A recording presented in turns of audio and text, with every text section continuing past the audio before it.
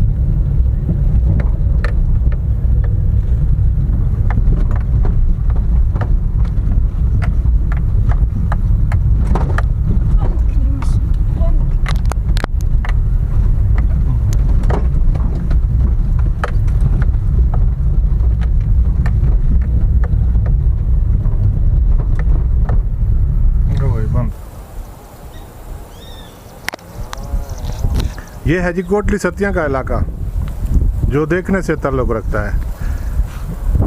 अच्छा, बार बार मैं ये अर्ज़ कर रहा हूँ कि इस्लामाबाद एक्सप्रेस वे से लेतराड़ रोड से आप यहाँ तक पहुँच सकते हैं। आधे पौन घंटे में आप यहाँ पहुँच सकते हैं। और सबसे अच्छी बात यह है कि इस इलाके में आप बहुत खूबसूरत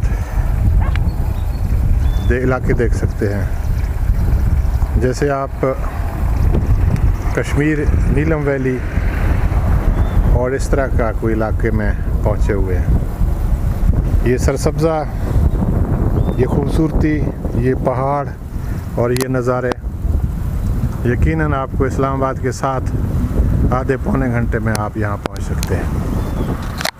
तो आप ज़रूर इस इलाके की विज़िट करें और देखें कि ये इलाका कितना खूबसूरत है।